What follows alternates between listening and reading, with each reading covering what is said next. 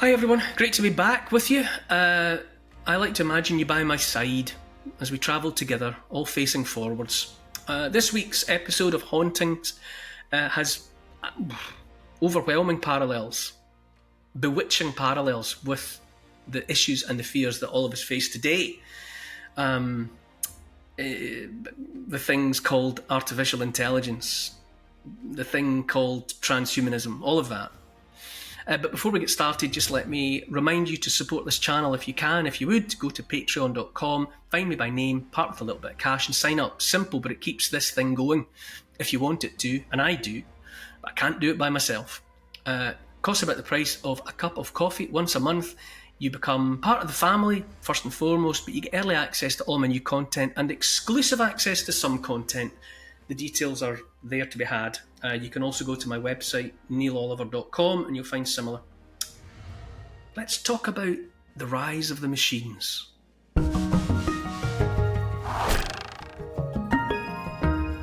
They said Ned Lud was an idiot boy, that all he could do was wreck and destroy, and he turned to his workmates and said, "Death to machines! They tread on our future and they stamp on our dreams." I'll say right at the top that this, of all the stories, this may be, in many ways, the most pertinent to the times in which we live. It may resonate most strongly with our circumstances now and what appears to be coming down the track at us, so that we are left to ask, are we seeing light at the end of the tunnel or an oncoming train? It's death to machines. It's a reminder in these days of anxiety about artificial intelligence, about transhumanism, which is the proposed blending and merging and hybridization of the human, animal and technology. That is not new. The precise details of the technology that we are facing now and artificial intelligence that we are comprehending at the moment, they're specific to our time. But the idea of anxiety in the face of how we get on as a species with technologies that are more powerful than us in certain ways, stronger, faster, these are not new anxieties. And so it's for that reason that I say that what I'm inviting a conversation about in this episode is very now, as well as having its roots in the past. St. Peter's Church, it's just a parish church. It's unremarkable in most ways. But it was, for a time in the early part of the 19th century, under the stewardship, under the care of the Reverend Pentrich Bronte. And yes, indeed, Patrick Bronte, if the name sounds familiar, he was the father of the literary sisters.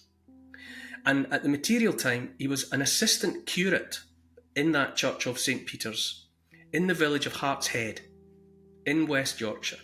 And he was there specifically between 1811 and 1815. For students of history or people interested in history, you may or may not remember that those were very significant years. All years have their historical landmarks and tombstones and monuments, but between 1811 and 1815, when Patrick Bronte was at St. Peter's Church, you're looking at the War of 1812, you're looking at the Battle of Waterloo. So in terms of British history, it was another significant time in which to be, a thinking adult. Patrick Bronte, however kind of mould-breaking and enlightening and revolutionary his daughters were, and his son, but in however mind-expanding the women were, Patrick Bronte was by nature a conservative man, conservative with a small c, which is really just to say it's not about politics, it's more about that he didn't have any truck instinctively with workers' unrest, industrial strife, and the violence potentially, and the passion with which ideas were being expressed. He was not naturally inclined to support that. He wasn't necessarily opposed to it, but let's just make him ambivalent in the face of what metaphorically speaking, was like bad weather. Storm clouds rolling and rumbling around the north of England at the time. Like a lot of people now, knowing consciously or subconsciously that there's trouble in the wind, he was keeping his head down. He just wasn't pronouncing about it either way. That said, from his time onwards, what you might describe as a haunting tale has hung around St Peter's Church. Even if Patrick Bronte was only a kind of almost invisible sentinel, a witness somewhere in the shadows, just looking on and not taking part. So at that time, as the 1700s had rolled into the 1800s, Britain was at war with France, which was not unusual. Britain was always at war with France. It was just episodic. It would just be broken up by periods of peace, but it was only a matter of time of waiting for the next trouble between Britain and France, and so it had been since the latter part of the late years of the 1700s onwards. There was trouble with revolutionary France, and it had brought by the time we're talking about, the poor, the working people, the people without a safety net in society. They're always suffering. In one way or another, they're always just one paycheck from disaster. But at that time, the trouble, the strife with Europe, with France, had been going on for so long. It had been so protracted that it was starting to impact people further up the food chain. That even the quite well established property owning working people and getting into the lower echelons of what we would categorise as the middle classes. Again, it resonates with today.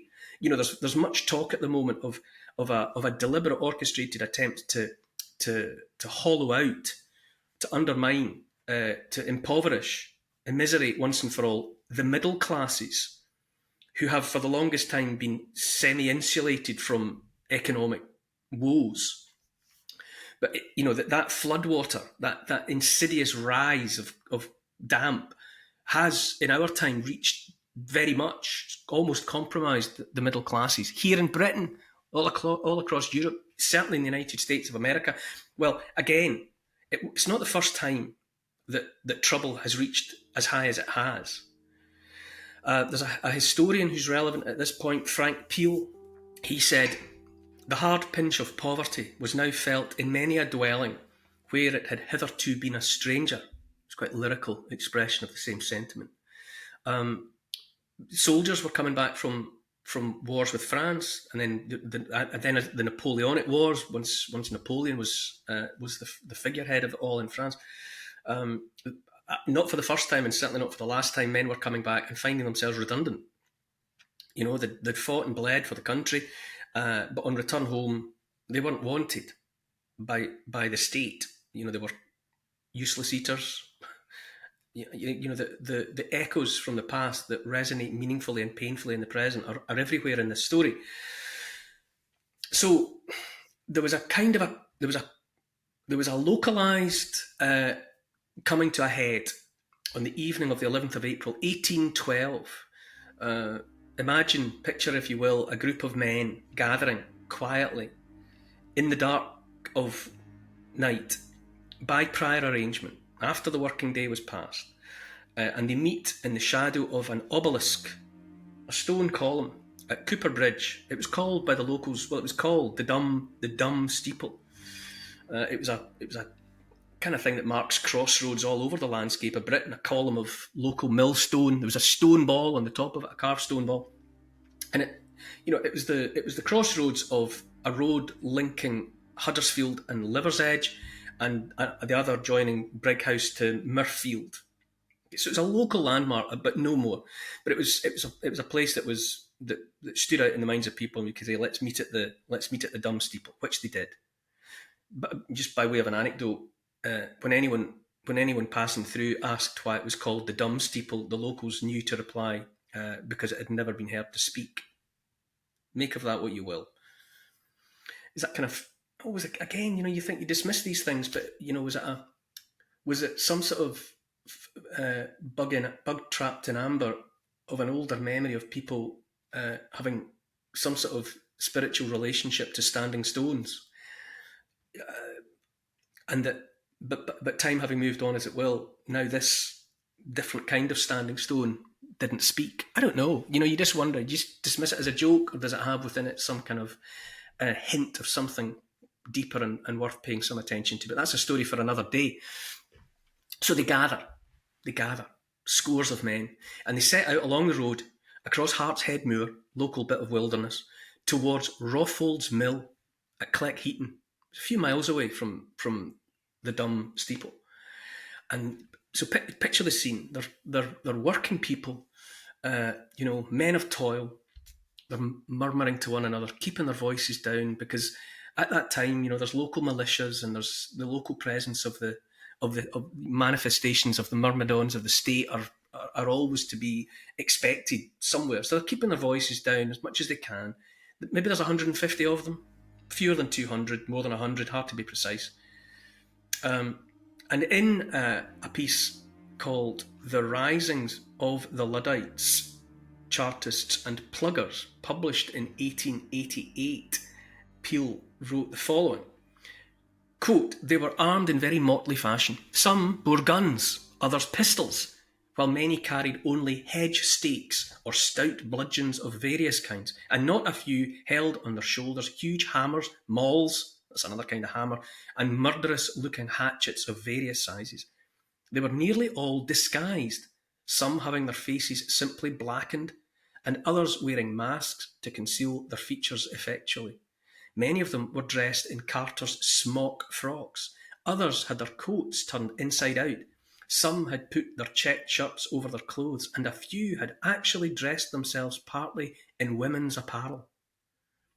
I find that resonant as well. You get so many images of people in a protest that they know or suspect is going to turn ugly, concealing themselves. Protesters do it now because they know that there's cameras everywhere, biometrics, round-the-clock surveillance. But it's not new for people contemplating the possibility of stepping outside the law to prepare, to disguise themselves in advance, up to and including, some of them putting on some of their wives' clothes to obscure their identities. The mill in question, Rawfolds Mill, was owned by a guy called William Cartwright. Now, hardly alone at that time, which was a time of change and in time of industrialization of what had previously been skills and crafts entirely dependent upon handwork, skilled hands, people who had put in long apprenticeships to acquire necessary skills. But at that time, William Cartwright was one of those who was on the make and alert to the potential of industrialization. And he, along with others locally, had installed automated looms driven by a water wheel, taking hydro energy from a stream beside the mill. And by so doing, he had knowingly cut out skilled people. He had made skilled men redundant, and he was a pragmatist. But he knew that what he had done, what he was doing, would make people angry inevitably, because he was effectively taking bread out of people's mouths by denying men of families places to work and ways of which to recoup on the effort put into their apprenticeships and acquiring these skills. And so Cartwright had brought in soldiers. He brought in armed men, not just official government soldiers, not just state soldiers, but look at mercenaries, hired muscle around his property. And when the men from Hart's Head arrived, these guys that had walked silently and with their faces blacked out all the way from the Dumb steeple at Hart's Head, there was a fight.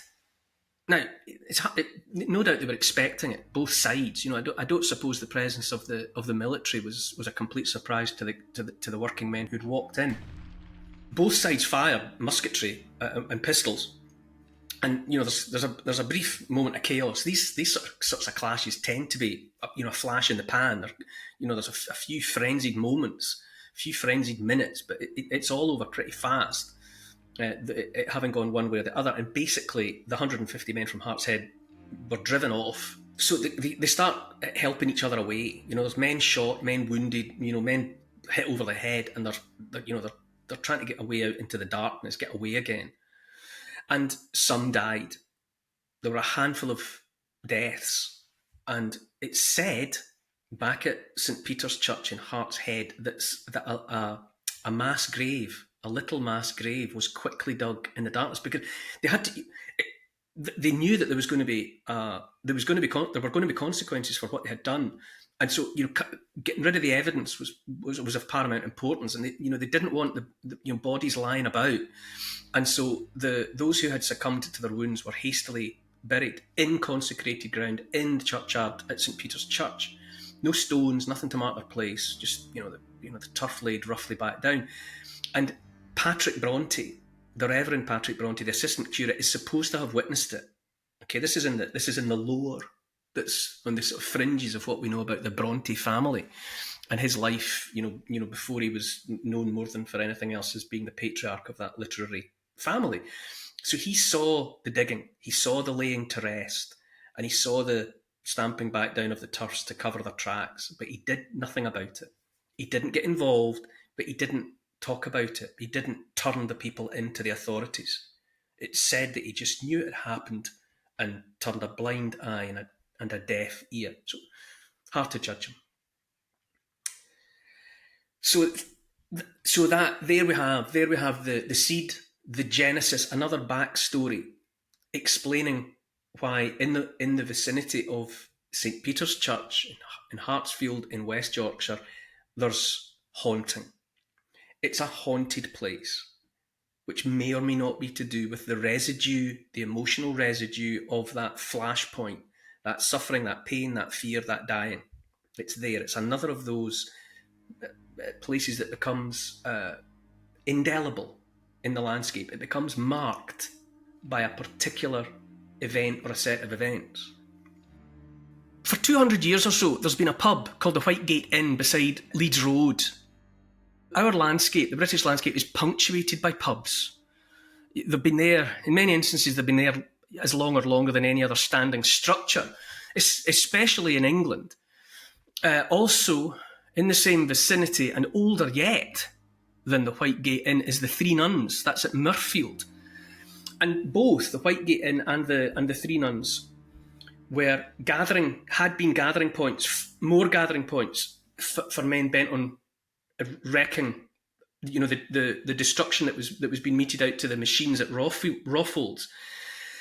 And both the Whitegate Inn and the Three Nuns, as you would expect, may have been other places like St Peter's Church that men in need of comfort, men in need of first aid were carried.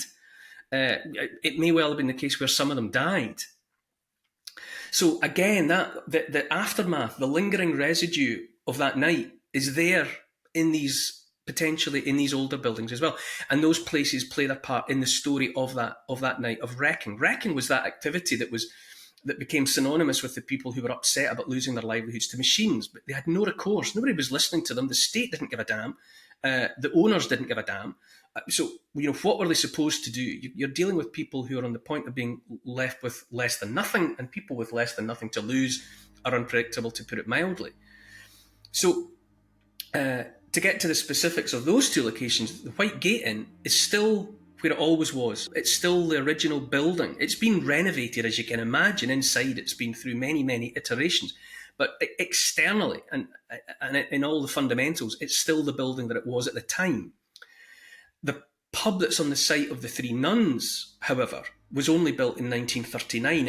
It's a new build completely, but it sits on long ago demolished foundations of a guest house and hostelry that were 15th century in origin. So there was a long period between the demise of that original building and the raising of what's there now as the Three Nuns, built in 1939 at the outbreak of the Second World War. But it sits on something much older. And there are all manner of stories associated with the Three Nuns pub. And its name, Three Nuns, tells a story in itself. It was owned for a while by three women, Catherine Grice, Joan Leverthorpe, and Cecilia Topcliffe. And those three were the last of the nuns who had been made homeless by the dissolution of the nearby Kirklees Priory. We all know about the dissolution of the monasteries and the rest. That was under the aegis of King Henry VIII, when he was putting himself in charge of the Church of England.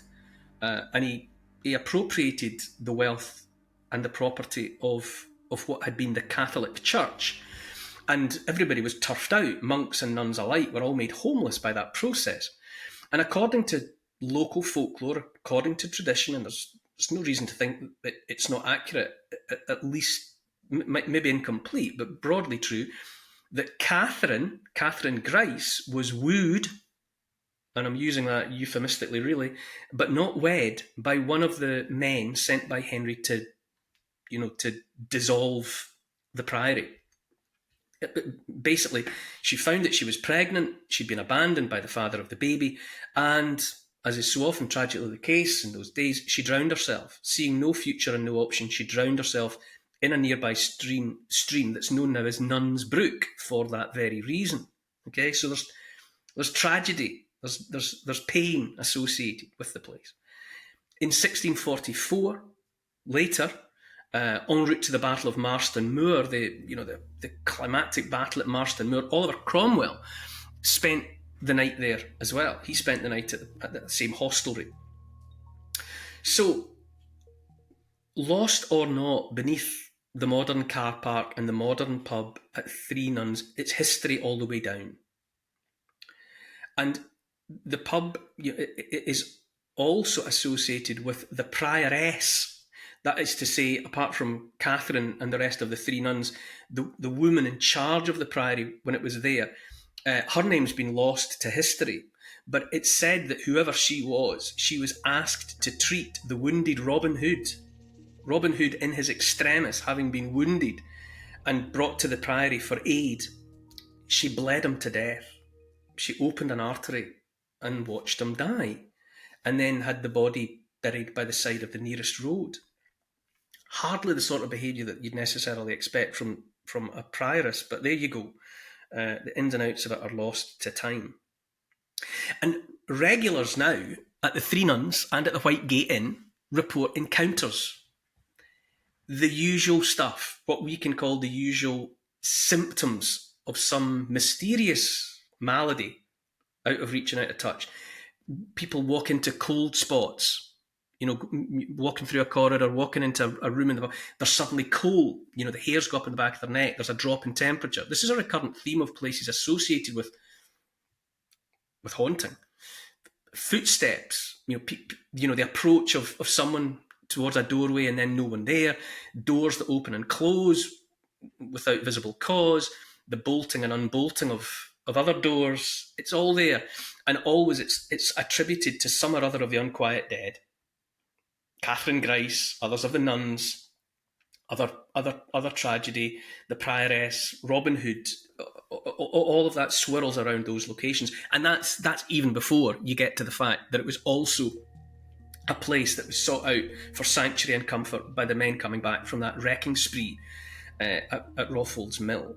The people who were opposed to the industrialisation of England, of Britain at that time, they called themselves Luddites.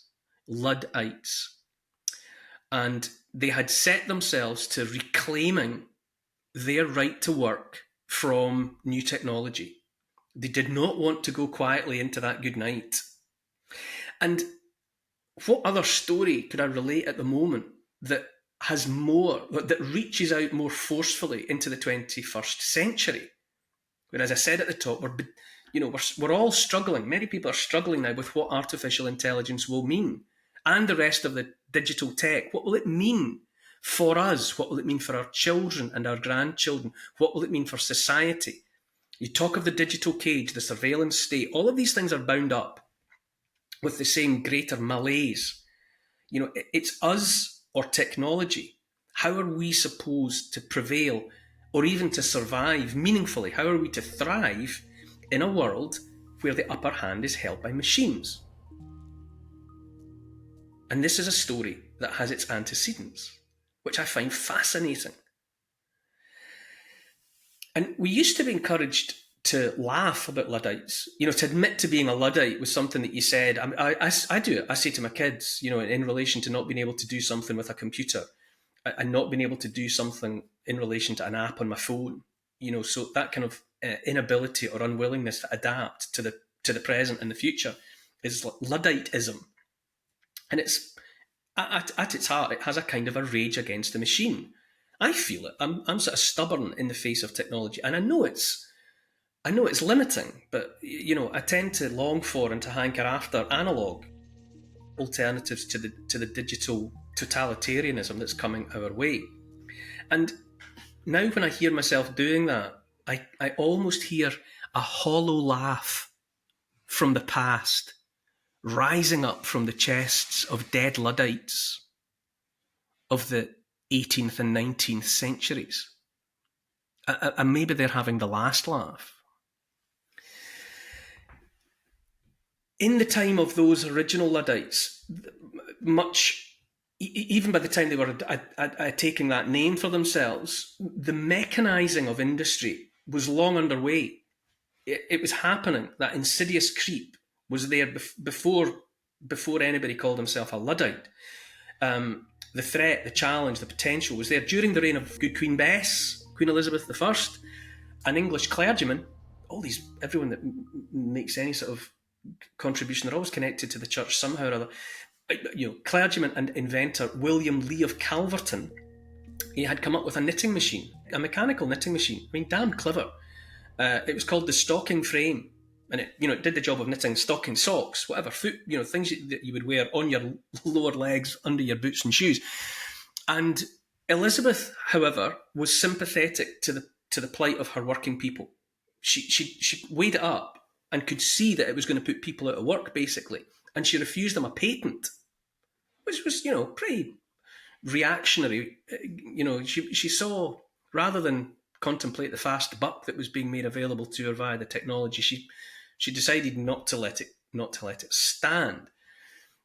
After Elizabeth I comes James VI and first, 6th of Scotland, 1st of England. He was protectionist as well, as far as it went. At least partially, he had an eye on and a mind to protect the rights and the ability to earn a living of the mass of the population. But you can't put toothpaste back in the tube. You can't put the genie back in the bottle. And whether it was being welcomed at that point by the state, the technology was there, the potential was there, and it was always only a matter of time.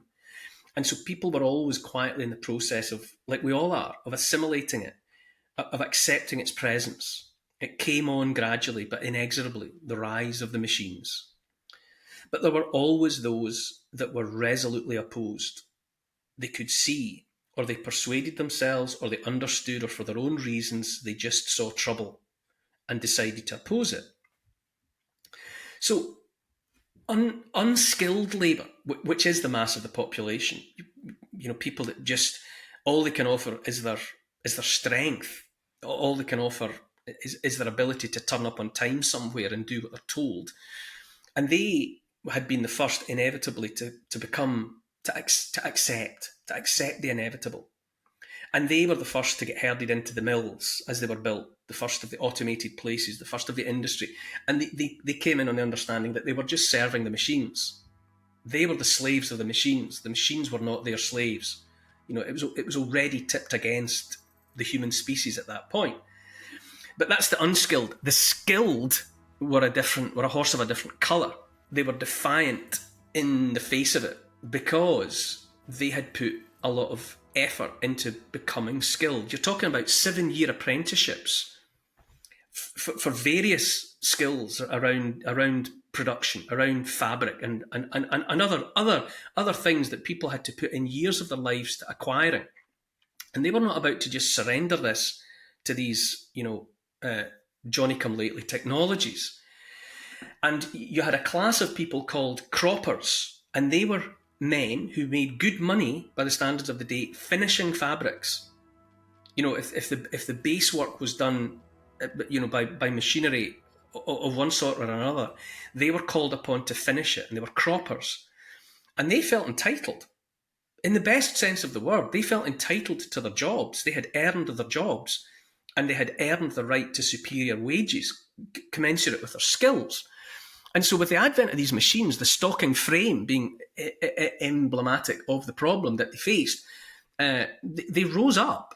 And the first risings were in Nottinghamshire.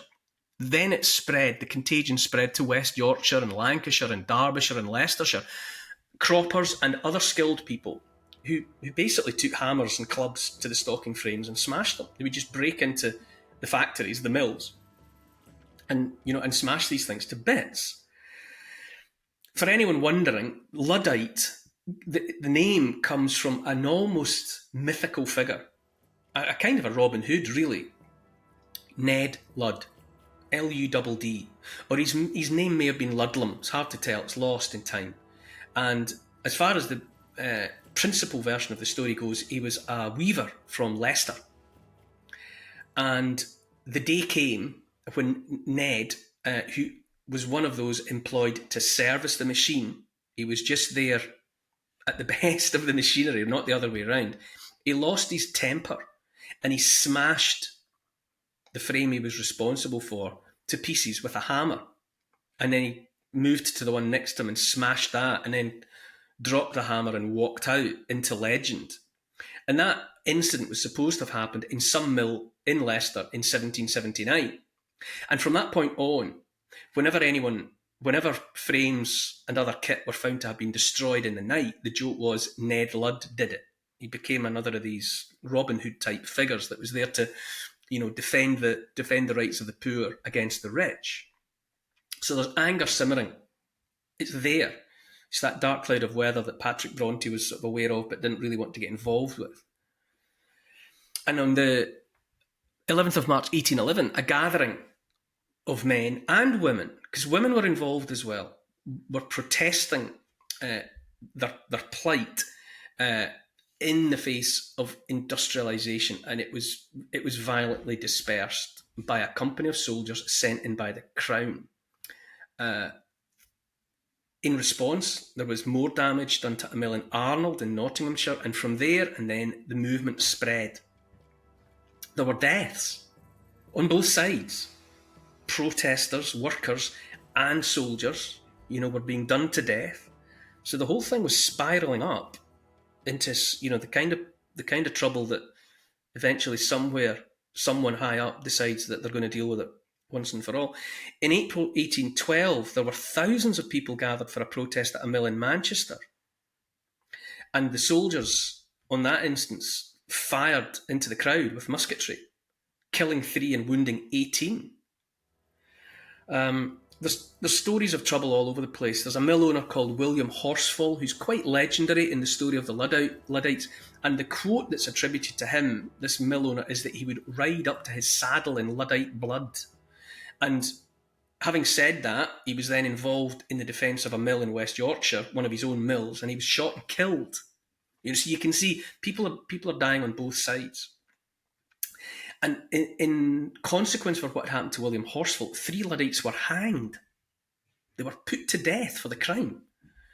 And the thunderclouds rolled and rumbled for years. There's protests, there's damage. It's all over the north of England. People are gathering, mobs are gathering by night, and they're breaking into mills and they're doing whatever damage they can. Then it took on, I suppose, what you would call a kind of a sinister side. Letters signed Ned Lud, or Captain Lud, or General Lud, or King Lud were being sent to the establishment. They were being sent to offices of the state, claiming responsibility. They were getting organised to the point where responsibility was being claimed. We're coming to get you, was the message.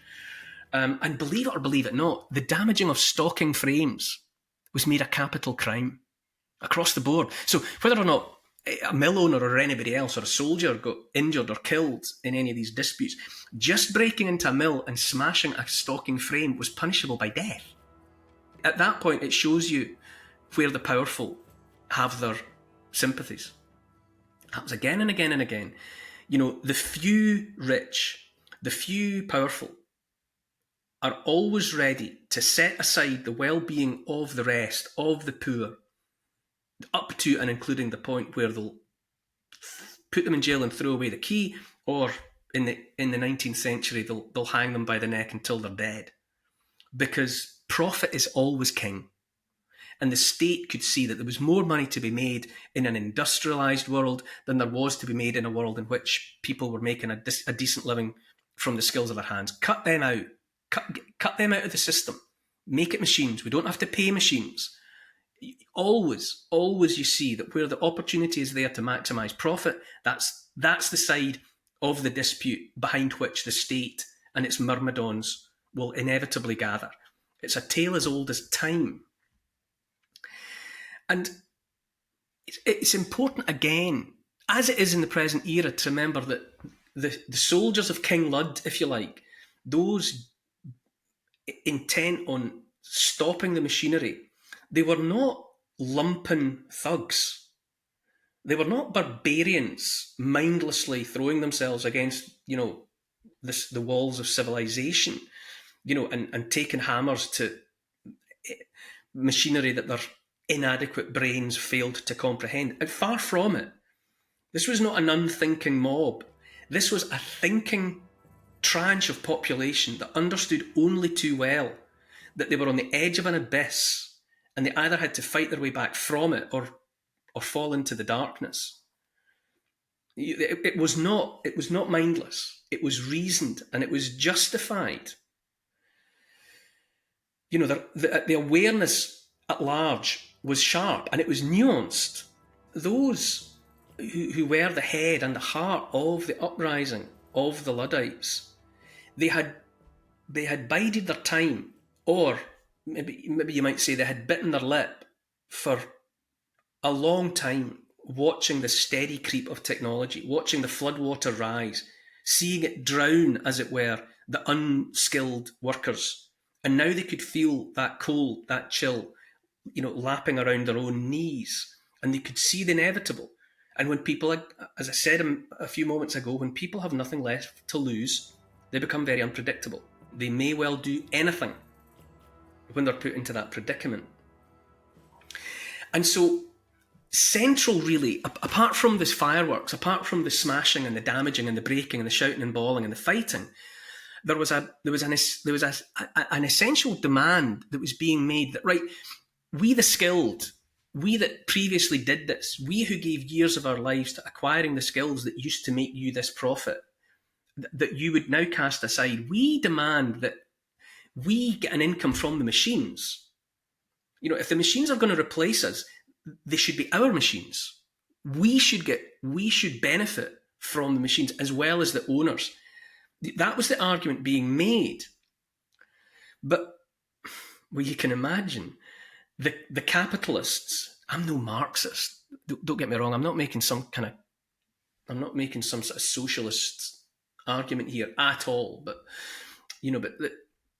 the capitalists who were targeted for the violence were those who were deemed to be using their machines in, quote, this was a form of words from the time, a fraudulent and deceitful manner. So do you see in that what I mean by nuance? And that thought was going into this, that it wasn't just the mindless activity of a mob.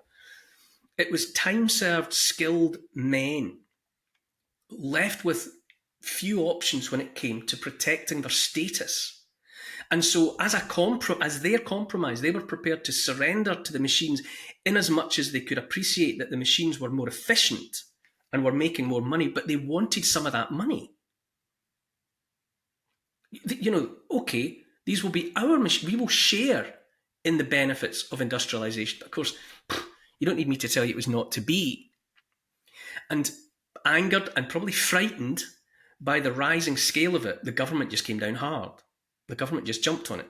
On the 24th of March, 1812, a group of Luddites set fire to a factory in Westinghouse in Lancashire.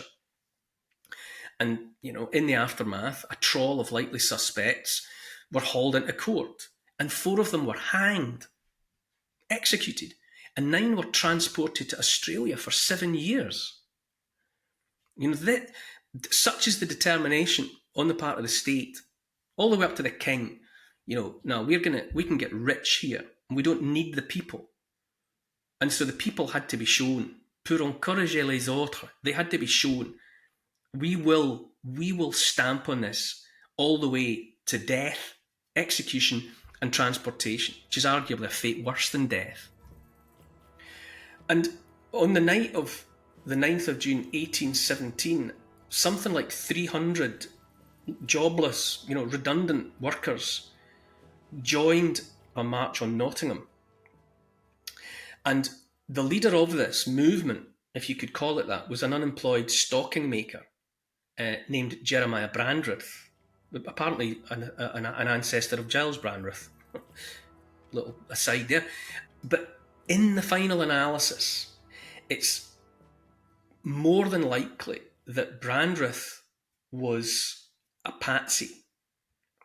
That what we're dealing with in what happened on the night of the 9th of June 1817 was what we would call a false flag that had been whipped up and set up, inasmuch as Brandreth had probably been manipulated, psyoped by a government spy, being paid, serving the Home Secretary at the time, Lord Sidmouth. And, the motivation was, right, let's bring this to something pretty spectacular so that we can stamp on it. But, they're responsible for both. The state provokes the flashpoint, and then the state takes advantage of it. Anyway, doing his part in all of this, Jeremiah Brandreth preached, told the hundreds that they would be joined by tens of thousands. If they would just rise. That story that the poor are told over and over again. If just a few of you rise, you'll be back by the millions. Brandreth was assuring them that the thousands would rise and they would march on London, and that they would sweep in, and that their numbers would be overwhelming, and that Whitehall and and Parliament would listen to them, and there'd be wholesale reform and all of the rest of it. And so he was that false flag, if that's what it was taking advantage of a perfect storm. The Corn Laws had meant that, without going into the details of the Corn Laws, the price of bread had risen. The staple upon which the poor depended was becoming unaffordable. Commodities were taxed to pay for the war, because the government were milking the people every which way to get money to continue to pay for the war with France. And they were still paying off the debt in the aftermath of it. There's all these demobilised soldiers coming back. They can't find work because of industrialisation. And so lives that had been on the point of being unlivable for millions were finally pushed into being actually unbearable. They were pushed beyond the point of no return. So this is what the event, which Jeremiah Brandreth is the beacon to which the moths gather. They were hatched in the village of Pentrich, and it's called the Pentrich Rebellion. And it was a disaster from the start. They start moving. They start on their journey. Brandreth himself, they turn up looking. The people become hungry. They want something to eat, something to drink, and so Brandreth tries to get to break into a farmhouse to demand food, and a servant bars the door, and Brandreth kills him. Brandreth shoots and kills this individual for refusing them entry. And then something gone bad goes from bad to worse, and all along the road, word of this spreads, and as the mob or as the protest proceeds towards Nottingham, doors are barred against them, because word reaches them that these people are undesirable, that you don't want anything to do with them, and obviously the promised thousands were a complete hoax. The weather turned against them. It was the rain was coming down like stair rods, and then inevitably, as soon as they make it to the outskirts of the city, they come up against armed soldiery. And the soldiers open fire and charge with bayonets fixed. And people flee, desperate, drenched. And dozens, scores are arrested, just rounded up.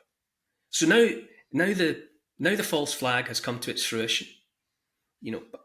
public opinion can now be manipulated against these people who, at heart, had a completely justifiable gripe, but that the state's determined to scotch it in the egg. And so the Tory Prime Minister at the time is one Robert Jenkinson, Lord Liverpool, and he insisted that 47 of the men were rounded up, were charged with high treason. Now that's serious. If you get convicted of high treason at that time, you can be hanged, drawn and quartered. That spectacularly brutal means of dispatch that was kept as the showpiece execution to keep the people in their place. A jury of landowners, i.e., the very people to whom the Luddites, so-called, posed the greatest existential threat, were put together as the jury, and all of the accused were found guilty. 4 were sentenced to death, and 23 were transported to Australia. Now, spoken before about the Tolpuddle Martyrs. That'll be a familiar story to many. The Tolpuddle Martyrs were convicted of swearing oaths, actually, of forming a secret society, and they were transported. But public outcry rose in defence of them and in support of them, and they were brought back. They were brought back to Britain, but no such thing intervened in the case of the Pentrich exiles. They never returned. I don't think it's particularly well documented what happened to the 23 who were loaded in shackles onto ships and sent to Sydney, never to return. And as I mentioned, the conviction for high treason could have meant, technically ought to have meant, hanging, drawing and quartering. And it was probably stage managed as well. The Prince Regent saw to it that Brandreth was one of the 4 set up for death, but the Prince Regent saw to it that they had their sentences commuted to just hanging. Still going to kill them, but without the brutality of drawing and quartering them. And it was public execution. It was done in front of a crowd. The crowd watching were angry because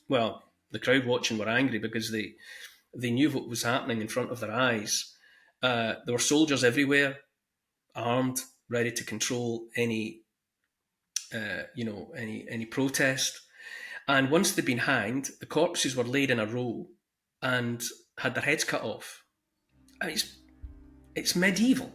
They weren't butchered while they were still alive, but nonetheless, although they were dead, the heads were severed from the dead bodies just to make a point, just for show.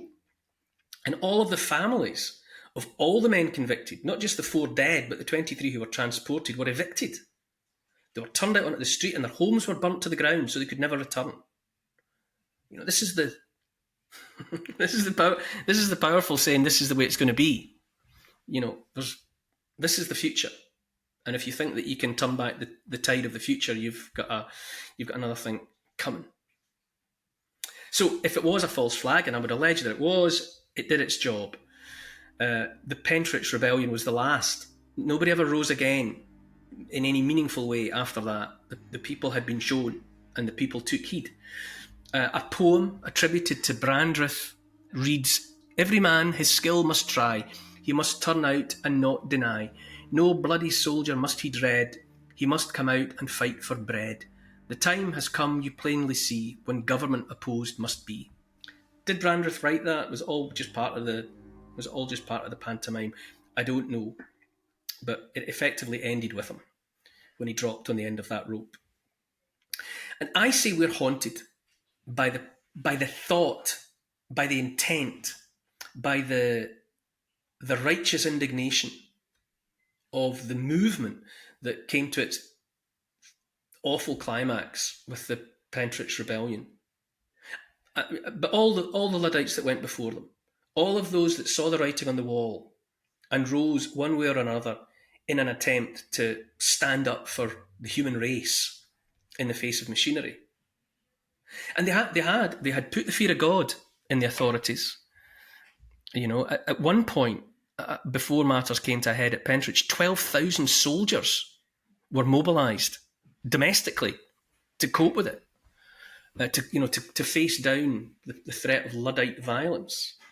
And and the tragedy is intense in that the most of those were 12,000 were local militia, which is to say they had been recruited from the unemployed. They were unemployed weavers. They were unemployed craftsmen of one sort or another, who, in their own desperation to be in a position to continue to feed themselves and their families and put roofs over heads, became the gamekeepers, crushing their poacher former compatriots, so that in that way the poor were turned on the poor. The spirit of the Luddites, the unquiet spirit of the Luddites, is among us again. Because we fear the same threat, the same challenge to our humanity, to what it is to be human and alive. We face the same threat now, although it's manifesting in a way in which the Luddites could never have imagined. They could never have conceived of what it is that our generations face. As early as 1829, though, the Scottish historian and philosopher Thomas Carlyle wrote an essay entitled Sign of the Times, in which he warned of, quote, mighty change driven by technology. Mighty change. Quote, we war with rude nature, and by our resistless engines come off always victorious and loaded with spoils. When we can drain the ocean into mill ponds and bottle up the force of gravity to be sold by retail in gas jars, then may we hope to comprehend the infinitudes of man's soul under formulas of profit and loss, and rule over this too, as over a patent engine, by checks and valves and balances. Not the external and physical alone is now managed by machinery, but the internal and spiritual also. The same habit regulates not our modes of action alone, but our modes of thought and feeling. Men are grown mechanical in head and heart, as well as in hand. Look again at that. Men are grown mechanical in head and heart, as well as in hand. Somewhere in there, in Carlyle's thinking, is a foreshadowing of the thought of merging man and machine, Neuralink, chips, putting machines inside us. Men are grown mechanical in head and heart as well as in hand. They have lost faith in individual endeavours and in natural force of any kind, not for internal perfection, but for external combinations and arrangements, for institutions, constitutions, for mechanism of one sort or another, do they hope and struggle. End quote. The plight of the mass of the people, characterised most recently by technocrats as useless eaters, was felt then just as it's felt now. It's existential. And matters existential can take centuries to play out. It's not necessarily just what's happening in the last few years that we're aware of. This has been coming for a long time. In the same way that I would say the First World War and the Second World War are the same thing. 21 years in between them. It was one event. It was one thing. It was war. Ultimately, the bankers' war to reset society in the 20th century, and it did. Well, in the same way that the anger that manifests in the actions of the Luddites never went away. Once it was kindled, that spark, that heat was always there. And what we are seeing now is just the latest iteration of the same emotion. Before he was famous as a poet, Lord Byron actually got up on his legs in Parliament in 1812 to challenge the then Tory Prime Minister Spencer Perceval's bid to make frame breaking a capital offence. That moment when the state decided, right, if you break a machine, we'll kill you. Well, Byron spoke against it. And it was his maiden speech in the Lords, actually. And whatever the motivations, he took the opportunity of his maiden speech to speak on behalf of the Luddites. He said, once honest and industrious body of the people had become miserable men driven by nothing but want. You may call the people a mob, he said, but do not forget that a mob often speaks the sentiments of the people. End quote. Those words fell on deaf ears. Prime Minister Percival's bill was made law, and men were killed. Men were killed for breaking machines. So that it was rubbed in people's faces that it's machines that are the priority here, and men are secondary. If men break machines, we'll kill the men. That's all you need to know. In 1984, Thomas Pynchon wrote, "Is It Okay to Be a Luddite?" It's an essay. It's a great piece. It's well worth reading. Amongst other things, he points out that in the summer of 1816 was notable. It was bad weather all the way. As Pynchon recounts, Byron famously was one of those swapping and sharing ghost stories in the Villa Diodati in Switzerland. And he was accompanied by Mary Shelley and Percy Bysshe Shelley and Dr. Polidori. They were all there on a holiday. Pynchon writes, by that December, as it happened, Mary Shelley was working on chapter 4 of her novel Frankenstein or the Modern Prometheus. That's where that famous conjuring into life of something hitherto unimagined in the mind of an 18-year-old woman, recently married.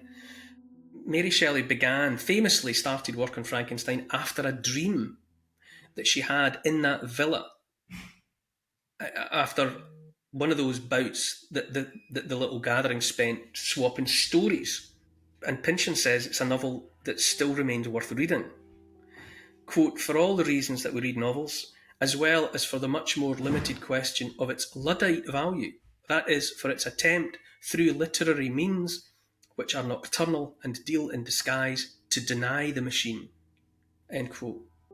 In that same 19th century world that witnessed the rise of King Lud and the Luddites, Shelley and Lord Byron were awake,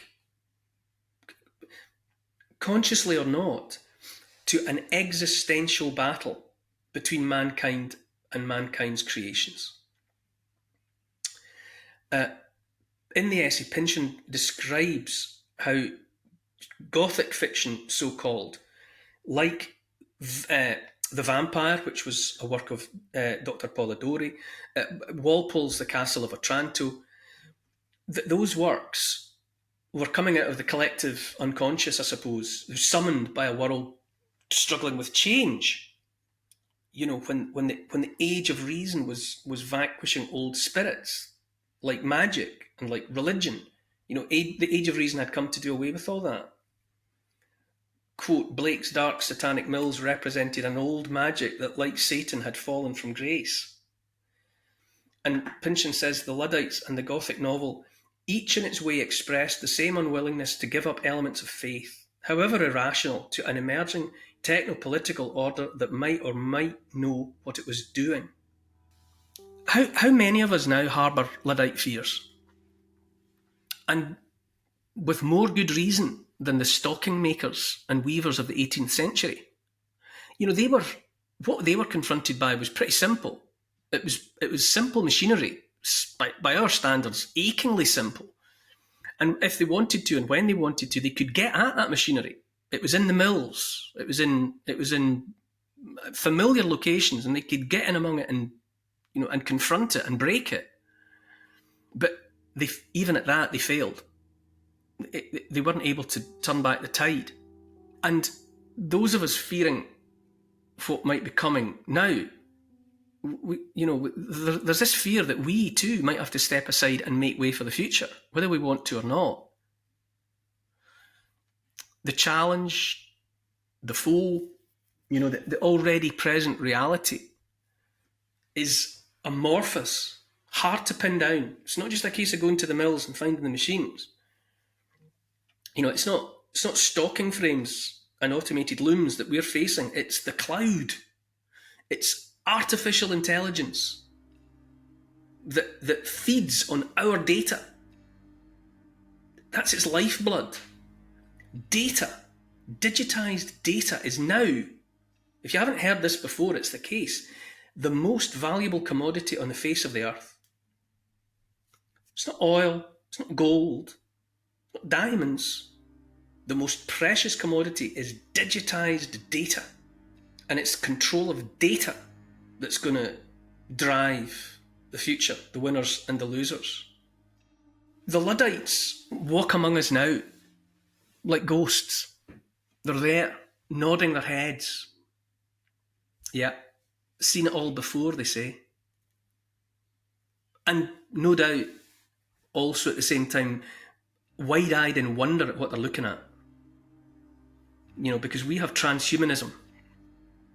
We have the merging of man and machine that's being offered like convenience, but you can be sure it's just a way of enslaving us as never before. You know, the Luddites could swing hammers and mauls at wooden frames, but we face being blended with the technology that challenges us. Far less breaking it, we will become hybrid with it. Thomas Carlyle saw it in 1829. Whether he knew it or not, you can see within his words a meaning that he may or may not have intended, but which resonates with us. Men are grown mechanical in head and heart as well as in hand. They have lost faith in individual endeavours. He saw that then. Pynchon's essay is 40 years old now. That's important to note. I mean, it's of the recent past, but it's of the past. And it hasn't stood the test of time, really, for all that it's a valuable document. You know, in the face of the technology of the time, you know, what he saw 40 years ago, what he appreciated as rapid advances in computer technology, he said, ability to get the right data to those whom the data will do the most good might mean we will cure cancer, save ourselves from nuclear extinction, grow food for everybody, detoxify the results of industrial greed gone berserk, realise all the wistful pipe dreams of our days. It's a nice thought, Pynchon, but it's not there. That's not what's happened. I read that essay now against what's happening. You know, the backdrop of threatened nuclear war, you know, rather than saving ourselves from nuclear extinction. I look at the anti-human agenda 2030, you know, which is about taking control of the food. It's about impoverishing everyone but the few, the very few. It's about prioritising technology over people. It's portrayed as though it's being pushed by people with their best interests at heart, when it's driven by the banks, it's driven by the technocrats, it's driven by the transnational corporations. It's all about commoditising everything on the planet, every blade of grass, every ear of corn, the water, the trees that grow, everything that walks, swims or flies, everything that breathes in the air or underwater is to be commoditised, and the profit reaped by the few at our expense. In a book in 1967 called The Ghost in the Machine, Arthur Koestler worried about the modern human brain having grown large from something older and more base. You know, that the modern mind, with its air of sophistication, came from something much more unreasoning, much more basic in its intent. And he imagined that the modern brain, this is in 1967, but still, had been and always would be driven by, corrupted by overwhelming emotions like hatred and wrath. That we hadn't got away from that there was a veneer of sophistication over something base. And that older base self haunts us. It's there. And as far as it goes, the idea to think about at the moment are, I suppose, Ned Lud's offspring. That fear that's never gone away. that fear that's gone away, that's the ghost in our machine.